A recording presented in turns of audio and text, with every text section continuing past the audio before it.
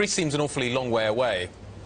Do you think, though, that actually we should be paying a great deal of attention to what happens in the Eurozone, and in particular Greece, if we're people running British businesses? Does this have a meaningful impact on what you do? I think as an entrepreneur, you inevitably have to focus on those things you can control. And frankly, I don't think individual business people have much influence over whether Greece remains in the euro. They're much more concerned about their own microeconomy. But what you do have a control over is, of course, Brexit.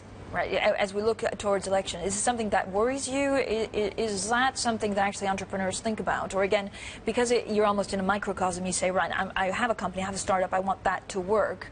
You can shut down the politics. I think you need to.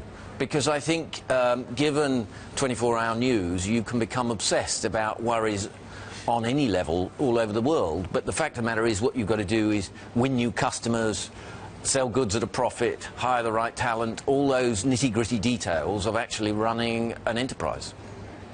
Well, we're getting advice from our guest to turn off the television, which we're just going to forget. Yeah. We're going to forget that part. I didn't mean it like that. Hold on, there's a price of oil. That must have an impact, right? These things do feed through. So, for example, clearly the inflation figures are significant, and in my business we are seeing probably across a number of product and ingredient lines lower levels of cost inflation that we've seen for many years. And so, yes, that has an impact on our business. OK, so let's talk about middle of the P&L. Let's talk about margins. Are you going to... So you're seeing cost in down. The question is, are you seeing wages paid also reacting to that as well? Are you going to have to pay your people more in 2015 despite the lower oil price? How does the mix work, and how do margins get... Unquestionably, the expectation for pay rises has grown over the last 24, 36 months, and I think that will continue. I think there are now real wage increases feeding through the system. People are moving jobs. If you want to retain the right people, then you are probably going to have to pay them more. How much? This is an arbitrary number, but how much more do you expect? Do you think? How much is your wage bill in your portfolio companies going to go up this year? Do you think? Well, I suspect that 2 or 3 years ago wages were stagnant. I think a year or two ago they were rising by 1% to 2%. I think this year it will be over 2%. Do you see that show up in the official data? I mean, when you see this upward pressure on wages, is there a lag, or do you see this? I think there is a lag. Inevitably, most companies agree pay once a year, and it often has a delayed effect because it doesn't come in for a few months. But one senses that pay agreements across the board have steadily ticked up over that period, and I think that will continue. And Hans, I want to ask you, because I know you've spent a lot of time with, you know, the Googles of this world in Germany, and spent a lot of time with entrepreneurs in Berlin. Give a sense of actually what they're looking at, because I want to get a sense of how it's different here in the UK compared to other parts. What you see in Berlin is a lot of the new startups are looking around at all these last two big exits, which is the Rocket exit, the IPO from Rocket, and the IPO from Zalando. Now, most of that money was centered on the two brothers. Well, the hope is, but there were some other that was spread around. The hope is that because of those exits, you'll have more angel investors, and you'll have more seed startup, and the ecosystem in Berlin will really start taking off. I feel like I've been saying that for 16 months.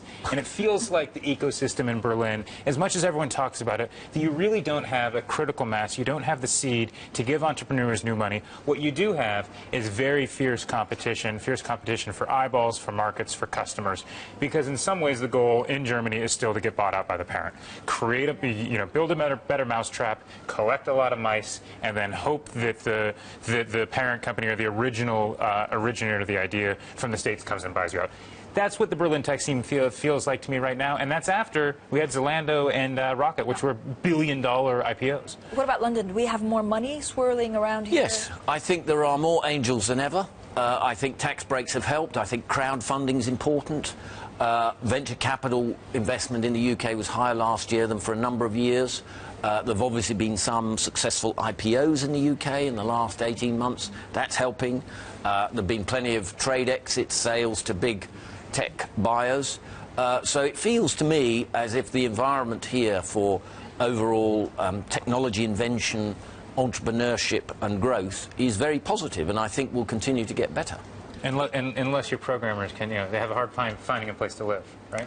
It's an expensive city to live. This is the argument Berlin always makes. You can live in some shared flat in Kreuzberg and go out all weekend. For probably a tenth or what? A 20th, yeah, right? significantly less, right? But you don't get the buzz.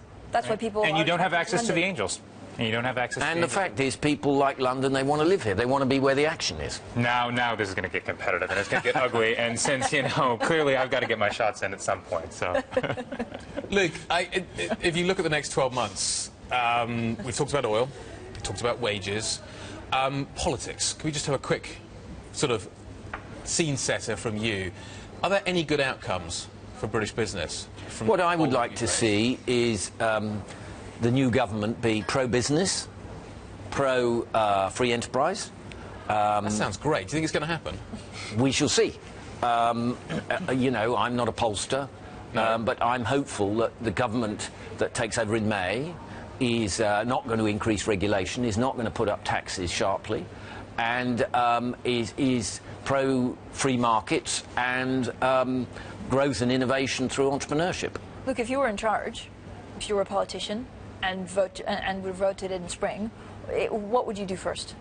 What would I do first? Yeah, is there something that you would radically change? I mean, you were talking about, okay, no increase in taxes. Is there anything that you would do to benefit entrepreneurs? I mean, a lot of... Funnily enough, I think, to give them credit, this administration has probably been the most pro-enterprise one I can remember. They've passed rafts of laws, lots of new initiatives. One of the things they could probably do better is to communicate all the tax breaks and other special treatments that start-ups and so forth can get. But in general, I would say, actually, there aren't big new initiatives that need to be taken. What they need to do is to maintain low interest rates, continue to reduce the deficit, try to retain, as far as they can, a stable exchange rate, and maintain growth. And often that involves, in my opinion, getting out of the way. Yeah. Just one final thing before we throw to break. Is coalition government, have you enjoyed a coalition government? You just sounded very positive about the last... As I say, I don't really mind which colour the politicians are, but I want them to be pro-business. And I reckon this government has done a pretty good job. You only have to look at the growth rates and the mess they inherited.